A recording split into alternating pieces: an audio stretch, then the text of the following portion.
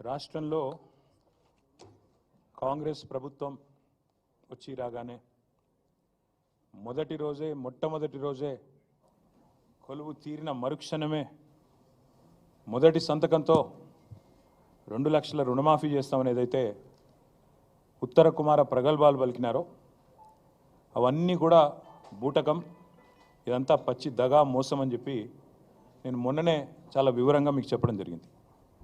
తదనంతరం మొన్నటి పత్రికా సమావేశం తర్వాత కూడా మేము ఆశించాం ప్రభుత్వం నుంచి నిజాయితీగా ముందుకొచ్చి చేయలేకపోయినాము, మా వల్ల కాలేదు, మేము ఇప్పటిదాకా చేసినవన్నీ కూడా చెప్పినవన్నీ కూడా అర్ధసత్యాలు, అసత్యాలు, మాకు ప్రభుత్వ నిర్వహణ అనేది చేత కావడం లేదు అని కనీసం ఓపెన్గా చెప్పినా చెప్పకపోయినా రుణమాఫీ అనేది మా వల్ల కాలేదు అని చెప్తారేమో అనుకున్నాం. కానీ చాలా నీతిబాహ్యమైన రాజకీయాలు ఈరోజు కాంగ్రెస్ ప్రభుత్వం రేవంత్ రెడ్డి గారి నాయకత్వంలో చేస్తున్నది. రుణమాఫీ బూటకం, పచ్చి మోసం, దగా అని తెలిసిపోయింది. రుణమాఫీ కాదు, జరిగింది మాఫీ కాదు, పెట్టింది రైతుకు టోపీ అనేది చాలా స్పష్టంగా అందరికీ కూడా అర్థమైంది. రవ్వంత రుణమాఫీ చేసి కొండంత డబ్బా కొట్టుకున్న ఈ ముఖ్యమంత్రి డొల్లతనం, ఆయన చాతగాంతనం, ఈ అబద్ధాల ముఖ్యమంత్రి నిజస్వరూపం 70 లక్షల మంది రైతుల సాక్షిగా బయటపడ్డది. రాష్ట్ర వ్యాప్తంగా ఈరోజు మీరు చూసినట్టయితే రైతుల ఆగ్రహంతో రగిలిపోతూ ఉన్నారు. రుణమాఫీ కాలేదు అని మండిపడతా ఉన్నారు. బ్యాంకులకు తాళాలు వేస్తూ ఉన్నారు. ఎక్కడికక్కడ ప్రభుత్వ కార్యాలయాలను ముట్టడిస్తూనే ఉన్నారు.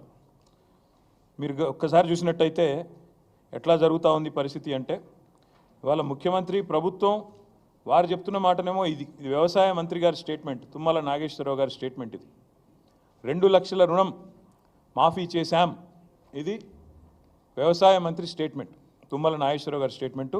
2 లక్షల రుణం మాఫీ చేశాము. కానీ పత్రికల్లో కొన్ని పత్రికలు చాలా స్పష్టంగా రాశాయి, రుణం తీరలేదు. ఎలా మోసం జరిగింది చెప్పారు, నేను కూడా వివరంగా చెప్తాను.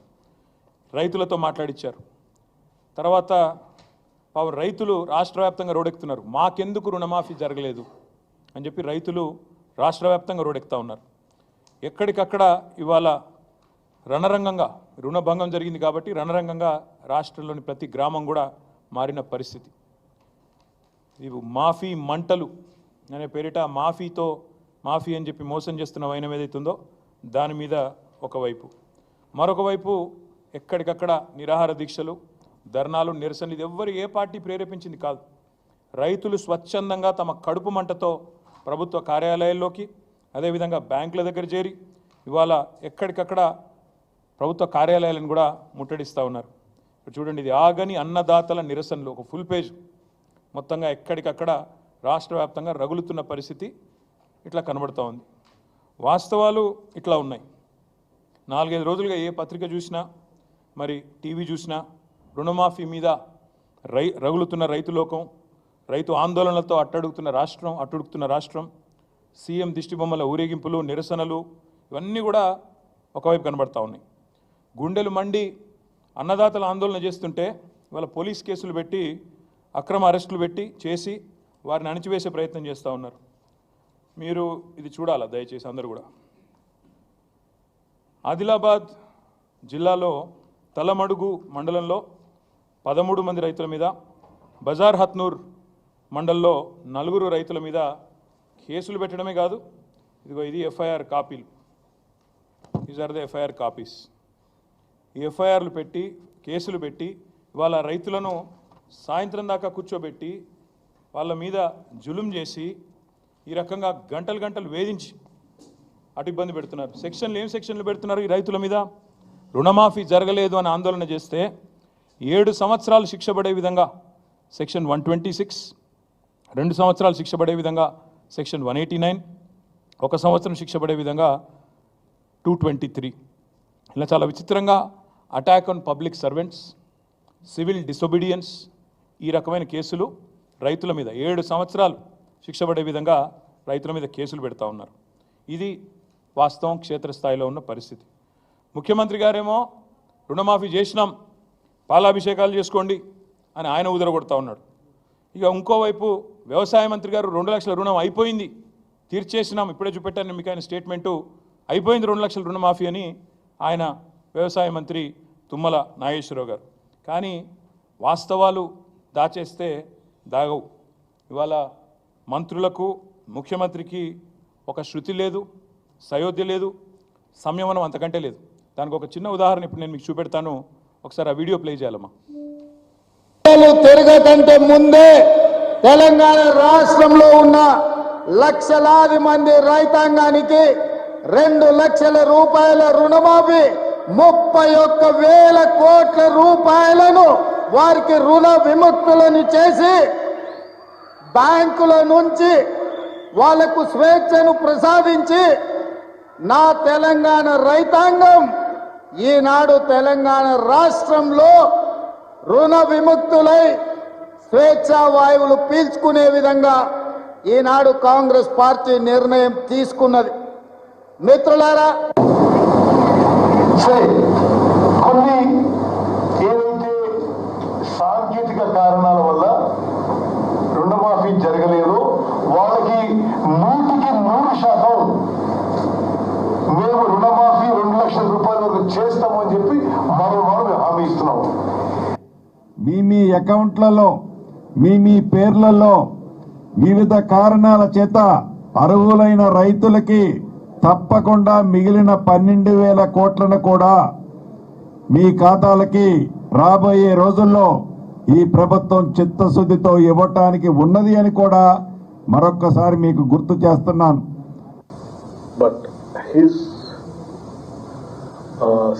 statistics is saying that so far only 7,500 crores only have been renewed and given to the farmers. So I request మీరు దాదాపుగా ముఖ్యమంత్రి గారు మాట్లాడిన మాట ఇప్పుడే నేను చూపెట్టాను. వ్యవసాయ మంత్రి తీయండి. వ్యవసాయ మంత్రి గారేమో 2 లక్షల రుణమాఫీ అయిపోయింది అని ఈ డాంబికాలు వ్యవసాయ మంత్రి. ముఖ్యమంత్రి అదే ఖమ్మం జిల్లాలో మీటింగు పెట్టి 2 లక్షలు ఇచ్చేసినాం, అయిపోయింది, 31,000 కోట్లు ఖతమైపోయింది, మీ అకౌంట్లో పడ్డాయి, ఇక మీరు సంబరాలు చేయండి, ఏట్లో దుంకండి ప్రతిపక్ష నాయకులు అని ముఖ్యమంత్రి. మరి ఇప్పుడే ఇంకా 3 మంత్రులు మాట్లాడినారు, ఉప ముఖ్యమంత్రి గారితో సహా. బట్టి గారు ఏమన్నారు? ఆయన చెప్పిన లెక్కలింటే, బట్టి గారు చెప్పిన లెక్కలింటే రుణమాఫీ వట్టిదే అని స్పష్టంగా అర్థమైంది. రుణమాఫీ వట్టిదే, జరగనే లేదు అనే మాట స్పష్టంగా అర్థమైంది. ఉత్తమ్ కుమార్ రెడ్డి గారు చెప్పారు సాంకేతిక కారణాల వల్ల. సాంకేతిక కారణాలు ఏమి లేవు, మీరు ఎట్లా తప్పించుకుందామా అని చెప్పి ఆంక్షలు కొర్రీలు పెట్టి ఎట్లా ఎగరగొడదామా పేర్లు అని చెప్పి చేసిన దిక్కుమాలిన దివాలా కోరు రాజకీయం తప్ప ఇందులో సాంకేతికం లేదు, మన్ను లేదు. అది వారు చెప్తా ఉన్నారు, జరగలేదు, the loan waiver is not completed అని స్పష్టంగా ఉత్తమ్ కుమార్ రెడ్డి గారు చెప్తున్నారు. బట్టి గారేమో ఓన్లీ 7,500 క్రోర్సే రైతుల ఖాతాల్లో పడ్డాయని బట్టి గారు స్వయంగా బ్యాంకర్స్ మీటింగ్లో చెప్తున్నారు. పొంగులేటి శ్రీనివాసరెడ్డి గారు చెప్తున్నారు ఇంకా కాలేదు, 12,000 కోట్లు ఇవ్వాల్సి ఉంది, ఇస్తాము, ఎప్పటి లోపల ఇస్తామో ఆయనకు కూడా తెలియదు, ఏం తెలియదు, కానీ ఇస్తాము అని ఆయన ఉదరగొట్టడం. అసలు ఈ ప్రభుత్వం నడిపే వాళ్ళకి రుణమాఫీ విషయంలో స్పష్టత ఉందా లేదా? ఇచ్చింది, ఒప్పుకుంది ఎంత అనే విషయం అసలు వీళ్ళకి తెలుసా తెలియదా? ఎందుకంటే చూస్తుంటే చీఫ్ మినిస్టర్, ఆయన డిప్యూటీ చీఫ్ మినిస్టర్, ఆయన కింద ఉండే మంత్రులు ఒకరికొకరికి సయోధ్య కానీ శృతి కానీ ఉన్నట్టు లేదు, ఇది స్పష్టం. మొత్తంగా వీళ్ళందరి డొల్ల మాటలు వింటే అర్థమైంది ఏంటంటే రుణమాఫీ సగం కాదు పావులా కూడా కాలేదు, కానీ మోసం మాత్రం పూర్తిగా జరిగింది, రైతులకు వంచన మాత్రం 100% జరిగింది. మాఫీ 20%, 30%, ధోకా 100%, ఇందులో ఏం డౌటే లేదు. ఇవాళ మళ్ళొక్కసారి వీళ్ళ దివాలా కోరు మాటలతో తేలిపోయింది. పెద్ద పెద్ద ఓటింగ్లు పెట్టారు ఊరంతా, రైతు స్వరాజ్యం అంటూ ఫ్రంట్ పేజీలో యాడ్సు, పెద్ద పెద్ద హోర్డింగులు.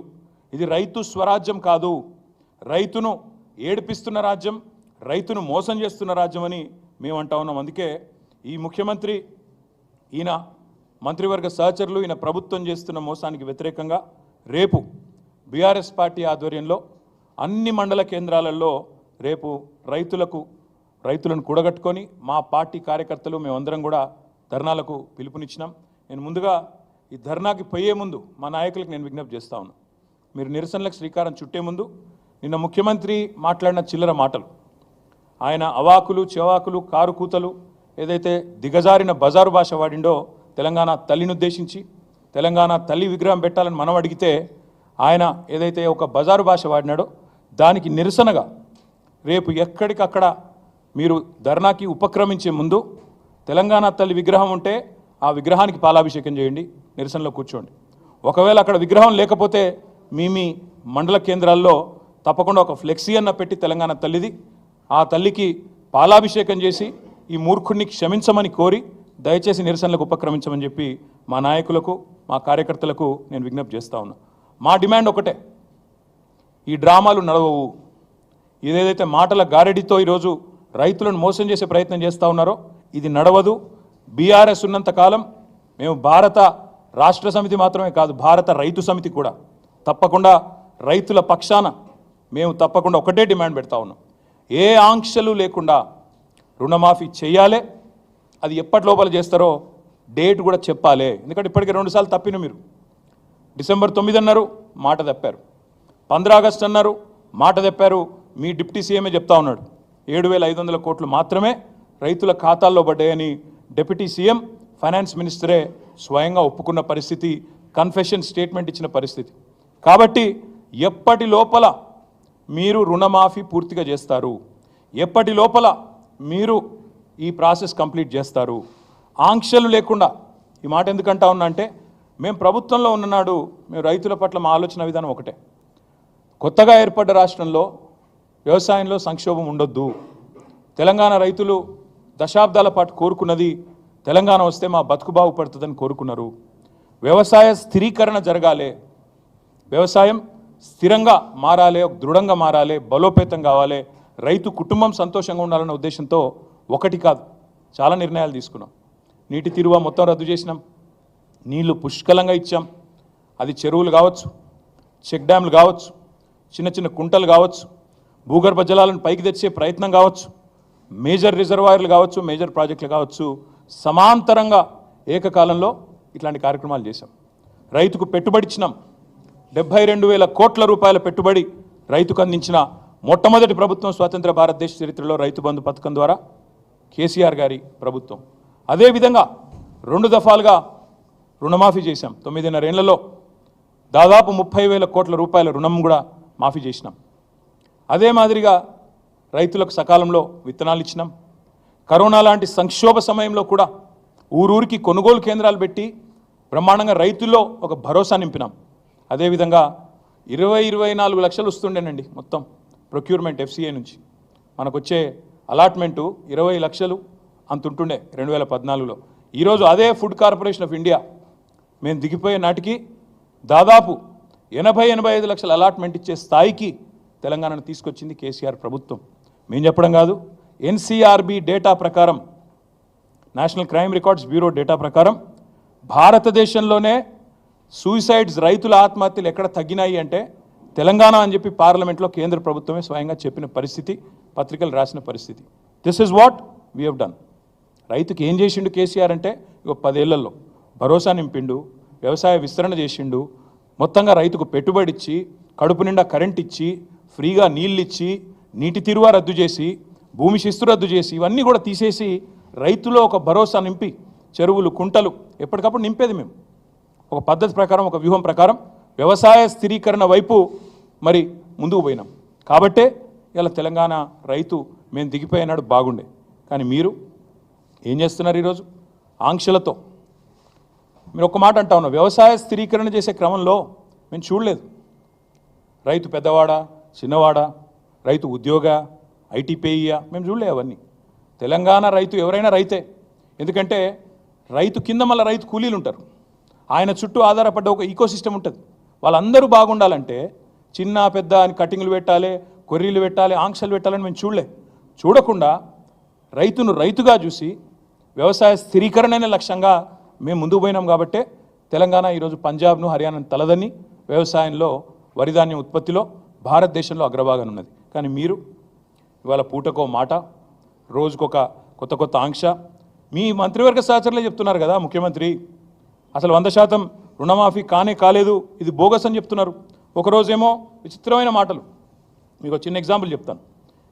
ఎన్ని విచిత్రమైన మాటలు అంటే 17,14 మందికి రుణమాఫీ కాలేదని ఒకరోజు అంటారు, 30 లక్షల మందికి కాలేదని రైతులు చెప్తా ఉన్నారు. అందుకే మేము క్షేత్రస్థాయిలో కూడా పరిశీలనకు పోయినాం. లాస్ట్ ప్రెస్ మీటింగ్లో మీకు చెప్పాను, కొడంగల్ నుంచే ప్రారంభిస్తామని చెప్పాను. నేను కొడంగల్ డేటా మొత్తం తెచ్చిన. కొడంగల్లో ఒక మండలి చెప్తాను, మీరు కూడా బోర్ కావద్దు, మొత్తం డేటా ఇస్తా చూసుకోండి. కోస్గి అని ఒక మండలం ఉంటుంది, ఇప్పుడు అందులోకెళ్ళి ఇంకో మండలం కూడా ఏర్పాటు చేసింది. కోస్గి ఉమ్మడి మండలం, గుండుమాల్ మండలని ఇంకోటి అందులోనే మా ప్రభుత్వం ఉన్నప్పుడే ఏర్పాటు చేసినాం. కోస్గి అనే మండలం ఒక ఎగ్జాంపుల్ చెప్తాను నేను మీకు, దాన్ని బట్టి మీరు అర్థం చేసుకోవచ్చు. ముఖ్యమంత్రి సొంత నియోజకవర్గం పరిస్థితి ఇది. కోస్గి ఉమ్మడి మండలంలో మొత్తం 4 బ్యాంకులు ఉన్నాయండి, 5. 2 SBI బ్రాంచులు ఉన్నాయి, 2 తెలంగాణ గ్రామీణ వికాస బ్యాంకులు ఉన్నాయి, అదేవిధంగా 1 Mahabubnagar DCC bank single window, మొత్తం 5 బ్యాంకులు. ఈ 5 బ్యాంకుల్లో మొత్తం కలిపి ఉన్న ఖాతాలు ఎంత అంటే 20,239. 20,239. 3 విడతలుగా ముఖ్యమంత్రి నియోజకవర్గంలో ఈ కోస్గి మండలంలో ఇప్పటివరకు ఎంతమందికి రుణమాఫీ అయింది అంటే, అది కూడా పాక్షికంగానే అయింది, మొత్తం కాలే. 8,527 మందికి మాత్రమే అయింది. 3 విడతలుగా ఏదైతే ముఖ్యమంత్రి ఉదరగొడుతుండో ప్రచారం 100% అయిపోయింది, ఓడిచిపోయింది, ఇక పాలాభిషేకాలు, వెంటనే నాకు విగ్రహాలు పెట్టండి అని చెప్పి ఏదైతే మాట్లాడుతున్నాడో, మొత్తం జరిగింది ఎంత అంటే ముఖ్యమంత్రి సొంత నియోజకవర్గం కొడంగల్లోని కోస్గి మండలంలో 20,239 మందికి గాను 8,527 మందికి మాత్రమే అయింది. సరే, కొంతమందికి డౌట్లు ఎక్కువ కాబట్టి నేను పేర్లు కూడా చదివి వినిపిస్తాను. కోస్గి మండలం భక్తిమల్ల అనే గ్రామంలో 988 మంది రైతులు, బుజ్జారం గ్రామంలో 579, మీర్జాపూర్లో 641, ఆమ్లికుంటలో 528, ఇట్లా మొత్తం 26 గ్రామాలలో 20,239 మంది రైతులు. మా డేటా ఇక మొత్తం ఇక్కడ ఉంది, మీకు ఇస్తాను. రైతుల పేర్లు, వాళ్ళ అకౌంట్ నెంబర్లు. ఇది ఒక్క కొడంగల్, ఒక్క కోస్గి, నాట్ కొడంగల్, ఇది ఒక్క కోస్గి, ఒక్క మండల్ కథ. ఇదే కథ, ఇది ముఖ్యమంత్రి నియోజకవర్గం కాబట్టి కొద్దిగా ఎక్కువ చేసినాము. ఇంకా ఇంతకంటే వరస్ట్గా ఇవాళ ప్రతి ఊరిలో ప్రతి మండలంలో వాస్తవ పరిస్థితి ఉన్నది. ఇంకొక మాట కూడా మీకు చెప్తాను, వీళ్ళు ఎంత మోసగాళ్ళు, ఎంత దుర్మార్గులు వీళ్ళని చెప్పడానికి ఈ మాట చెప్తా ఉన్నాను. వీళ్ళు చెప్తారు రేషన్ కార్డు మీద ఒకవేళ 2-3 ఉంటే కుటుంబంలో ఒకళ్ళకి చేసిన మొదలని చెప్పిండ్రు. ఇగో ఇది కూడా ముఖ్యమంత్రి నియోజకవర్గం, ఆయన కాన్స్టిట్యున్సీ, మా నరేందర్ అన్న, మా రామకృష్ణ ఎక్స్ఎమ్మెల్యే నరేందర్ రెడ్డి గారు, మా సోదరుడు మాజీ గ్రంథాలయ సంస్థ చైర్మన్ రామకృష్ణ గారు వివరాలన్నీ కూడా తెచ్చిచ్చినారు. SBI బొమ్మరాజ్పేట్, ఇది కూడా కొడంగల్ కాన్స్టిట్యున్సీ. ఇక 4 పేర్లు చెప్తాను. ఈ ఊరు పేరు ఎరుపుమల్ల, మండలం బొమ్మరాజ్పేట్, కాన్స్టిట్యున్సీ కొడంగల్. ఇక్కడ ఒక కుటుంబం ఉందండి, కోట యాదగిరి గారి కుటుంబం. ఆయన కుటుంబంలో 4 కుటుంబ సభ్యులు ఉన్నారు. కోట యాదగిరి గారి పేరు మీద 1,60,000 రూపాయల రుణం ఉన్నది. ఇది SBI బొమ్మరాజ్పేట్. కోట శారద ఆయన సతీమణి, ఆమె పేరు మీద 1,60,000 ఉంది. వాళ్ళ కొడుకు అశోక్, పెద్ద కొడుకు, ఆయన పేరు మీద 1,84,000 రూపాయలు ఉంది. ఇంకో కొడుకు అభిలాష్ కుమార్, ఆయన పేరు మీద 1,50,000. అకౌంట్ నెంబర్లతో సహా నేను ఇస్తాను మీకు. ఒక కుటుంబంలో ఒకవేళ 2-3 ఉంటే మొదలు ఒకరికి మాఫీ చేస్తాం, తర్వాత మిగతా వాళ్ళకి చేస్తామని మీరే చెప్పినారు. ఇది ముఖ్యమంత్రి నియోజకవర్గం ఎరుపుమల్ల అనే గ్రామం, SBI బొమ్మరాజ్పేట్, కోట యాదగిరి గారి కుటుంబం. కావాలంటే మీడియా కూడా పోయి విచారించుకోవచ్చు, వాళ్ళ అకౌంట్ నెంబర్లతో సహా ఇక్కడ ఉంది. ఇది మొత్తం కొడంగల్, ఇది ఒక మండలం చరిత్ర. ఇది బొమ్మరాజ్పేట మండలంలో ఒక రైతు కుటుంబం యొక్క వ్యవహారం. వాస్తవాలు ఇట్లా ఉన్నాయి, వీళ్ళ డైలాగులు బిల్డప్ ఏమో ఇట్లా ఉంది. అందుకే మేము ఈ ప్రభుత్వాన్ని డిమాండ్ చేసేదల్లా ఒకటే, పాస్బుక్లో పేరు చక్కగా లేవని, లేదా ఉద్యోగులని, ఇవన్నీ ముందు చెప్పలేదు కదా మీరు. ఉద్యోగులకు ఇవ్వమని చెప్పారా మీరు ముందు? ఉపాధ్యాయులు, ఉద్యోగులు ఇవాళ మాకు మెసేజ్ పంపుతా ఉన్నారు, అన్న మా గ్రూపులలో చర్చ జరుగుతున్నది, చాలా మోసం ఇది, ఉద్యోగులను మోసం చేసిండు, ఉపాధ్యాయులను మోసం చేసిండు, ముందు చెప్తే బాగుండు కదా అని చెప్తూ ఒక ఉద్యోగ మిత్రుడు నాకు ఫోన్ కూడా చేసి మాట్లాడినాడు. ఆయన అన్న మాట, అన్న మరి రుణమాఫీకే ఇన్ని కథలు పడుతుండు, మరి రేపు రైతు బంధు కథ కూడా గింతేనా, అందులో కూడా కోసి పారేసులేనా అందరినీ అడుగుతాడు. నేను పక్కా చెప్తున్నా, ఈ పచ్చి మోసగాళ్ళ ప్రభుత్వం ఇది, దగా ప్రభుత్వం. 49,000 కోట్లకెళ్ళి కథ మొదలైంది. ఇవాళ 7,500 కాడ ముగిసింది. 49,000 కోట్లు అన్నారు డిసెంబర్లో మీరే. ఇవాళ 7,500 అంటే 7వ వంతు, 1/7 ఇంత మోసం. అందుకే నేను అనేది డిసెంబర్లో 49,000 కోట్ల రుణాలు ఉన్నాయి, వ్యవసాయ రుణాలని చెప్పింది మీరా కాదా? ప్రభుత్వం చెప్పాలా. 49,000 కోట్ల రుణాలు ఉన్నాయని చెప్పిన మాట వాస్తవమా కాదా? రైతుల ఖాతాల్లో 7,500 మాత్రమే పడ్డాయని చెప్పింది కూడా మీరా కాదా? చెప్పాలా ఈ ప్రభుత్వం. అదేవిధంగా నాకైతే డౌట్ వస్తూ ఉంది వీళ్ళ వ్యవహారం చూస్తూ ఉంటే. చచ్చినోడి పెళ్ళికి వచ్చిందే కట్నం అన్నట్టు 7,500కే ముగించే చక్కర్లో ఉన్నట్టున్నారు వీళ్ళు చూస్తుంటే. 7,500కే పరిసమాప్తం చేయాలి. ఇక మనం చేసిన కాడికి అభిషేకాలు చేయించుకున్నాం, పాలాభిషేకాలు, వీడి కథ బంద్ చేస్తే ఒడిచిపోతుందని మీరు అనుకుంటున్నారు. కానీ రైతుల తరపున కొట్లాడడానికి బీఆర్ఎస్ పార్టీ ఉన్నది. తప్పకుండా ఈ కోతల రాయుడి ప్రభుత్వం ఏదైతే ఉందో, ఏవైతే కోతలు పెట్టుకుంటూ వస్తున్నారో చాలా జాగ్రత్తగా కోతలు పెడుతున్నారు. మీరు చూడండి, డిసెంబర్లో 49,000 కోట్లట, జనవరి వచ్చే వరకు అందులోకి 9,000 కోట్లు ఎగిరిపోయినాయి.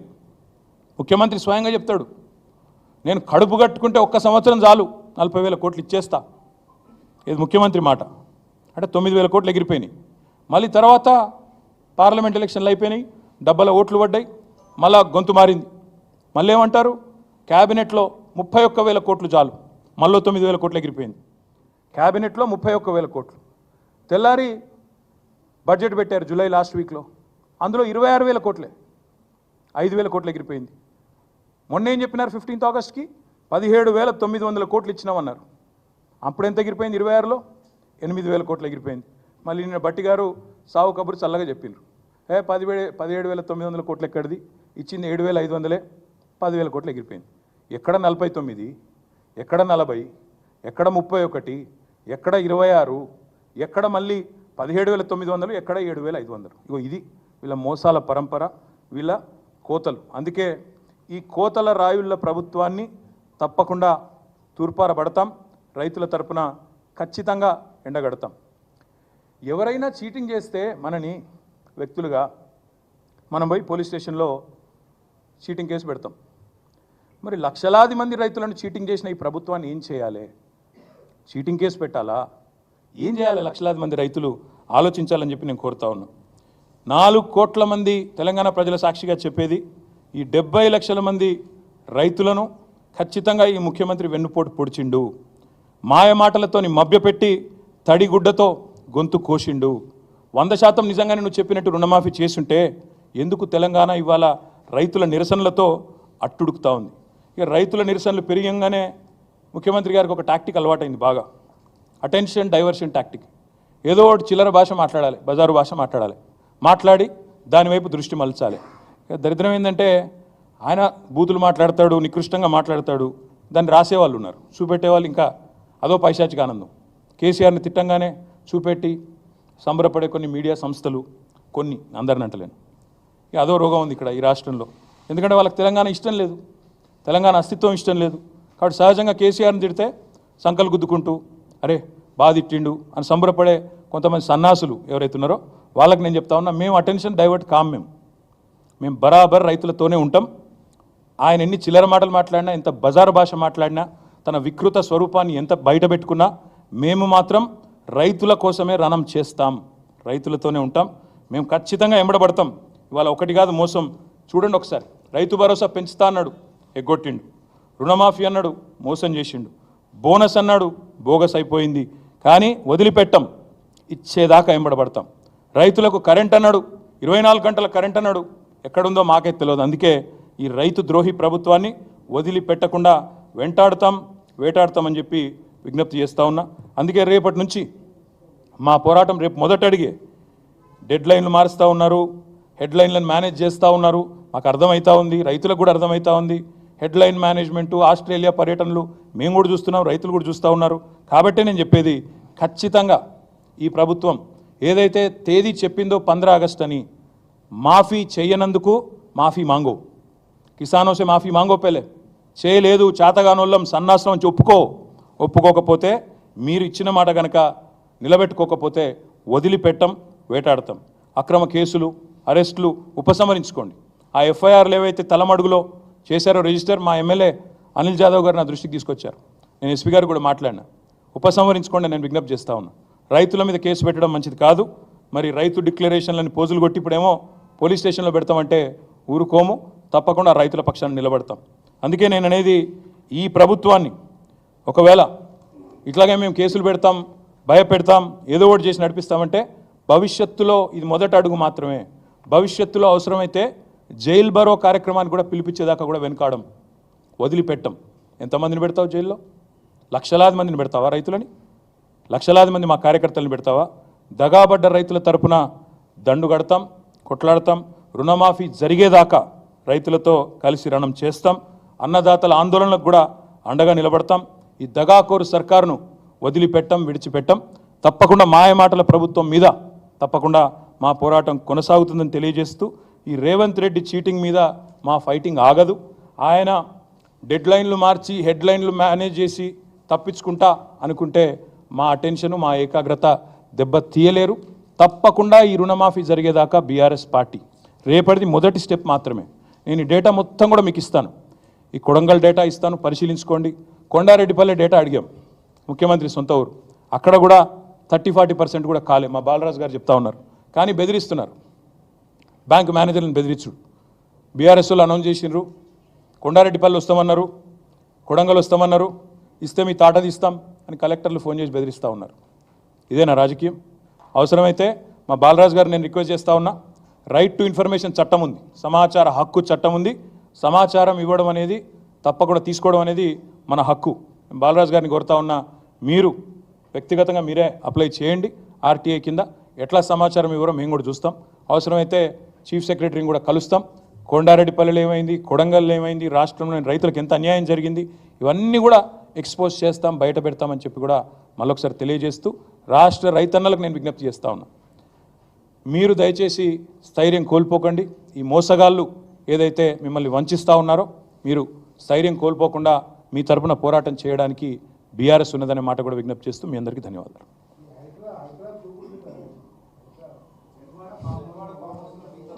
మీకు రైతులంటే పట్టలేదా? ఇంతసేపు రైతుల సబ్జెక్ట్ చెప్తే మీరేమో హైడ్రామా. నేను ఒకటే చెప్తా ఉన్నా, నాకంటూ పాపం కొంతమంది మీడియా మిత్రులకు కూడా తెలియదు. మీరు కొండలరెడ్డి మాయలో, రేవంత్ రెడ్డి మాయలో ఉన్నారు కొంతమంది. మీకు నేను చెప్తా ఉన్నా, వాళ్ళు ఎవరో మీరే అనుకోండి, నేను చెప్పాల్సిన అవసరం లేదు. ఈ మాయలో ఉన్న వాళ్ళు ఎవరైతే ఉన్నారో, నాకంటూ ఏ ఫామ్ హౌజు లేదు, స్పష్టంగా చెప్తా ఉన్నా. నా మిత్రుడు ఒక ఆయనకి ఫామ్ హౌస్ ఉంటే నేను లీజ్ మీద తీసుకున్న మాట వాస్తవం. ఒక 7-8 ఏళ్ళ నుంచి లీజ్ మీద ఉన్న మాట వాస్తవం. ఒకవేళ అది ఎఫ్టీఎల్లోనో బఫర్లోనో ఉంటే నా మిత్రుడికి నేను చెప్తా, దగ్గర ఉండి అవసరమైతే నేను కూడా పోయి, ఎందుకంటే నేను లీజ్ మీద ఉన్నా కాబట్టి అక్కడే ఉండి నేను దగ్గరుండి కూలగొట్టించి వస్తా. ఒకవేళ అందులో ఏమైనా తప్పు ఉంటే, ఎఫ్టీఏలో బఫర్లో ఉంటే నేనే దగ్గరుండి కూలగొట్టించి వస్తా. కానీ నేను కాంగ్రెస్ ప్రభుత్వాన్ని ఒక మాట అడుగుతా ఉన్నా, సరే ఇలా ఏమైనా తప్పు ఉంటే కూలగొట్టరు, నో ప్రాబ్లం, కూలగొట్టండి, దానిలో నష్టమేం లేదు, వెల్కమ్. మంచి జరుగుతున్నప్పుడు అందరం ఆహ్వానించాల్సింది. కానీ నేరుగా అక్కడి నుంచి బయలుదేరి నాతో పాటు రండి, మంత్రులు, పెద్ద పెద్ద కాంగ్రెస్ లీడర్లు, ఎఫ్టీఎల్లలో బఫర్లలో కట్టిన రాజభవనాలు నేను కూడా తీసుకొని మీ అందరం కలిసిపోదాం. నాతో పాటు మీరు కూడా రండి మీడియా, నేను దగ్గరుండి తీసుకొని పోతా. నిన్న మొన్నటి నుంచి నేను కూడా చూస్తూ ఉన్నా సోషల్ మీడియాలో ఎట్లా బ్రహ్మాండంగా జూమ్లు పెట్టి మరీ తీసినారు. గూగుల్ ఎర్త్తో, అది గూగుల్ మ్యాప్స్ ఏందో కానీ చాలా చక్కగా పెద్ద పెద్ద కాంగ్రెస్ నాయకులు పేర్లు చెప్పమంటారా? రెవెన్యూ మంత్రి గారు పొంగులేటి శ్రీనివాసరెడ్డి గారు, తర్వాత కేవీపీ రామచంద్రరావు గారు, ఆ తర్వాత పట్నం మహేందర్ రెడ్డి గారు ఎఫ్టీఎల్లో, తర్వాత ఇంకెవరున్నారబ్బా, సుఖేందర్ రెడ్డి గారు కౌన్సిల్ చైర్మన్ గారు, తర్వాత మన ఉన్నారు మధు యాష్కి గారు, ఇంకా చాలామంది ఉన్నారు.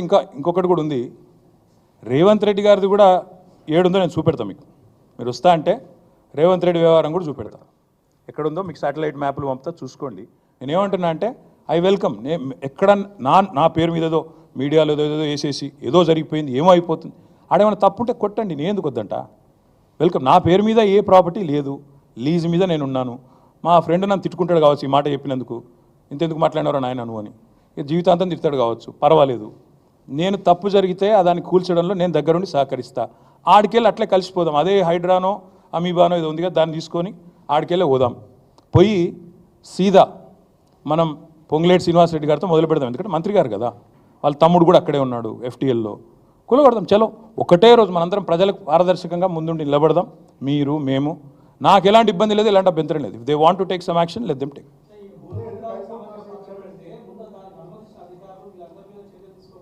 ప్రభుత్వంలో నేను లేను రాజు. సో మీరు పని చేయండి, అడగాల్సిన ప్రశ్న మీరు వేరేదికి పెట్టాల్సింది నా మీద పెడుతున్నారు, మీరు అటు పెట్టండి.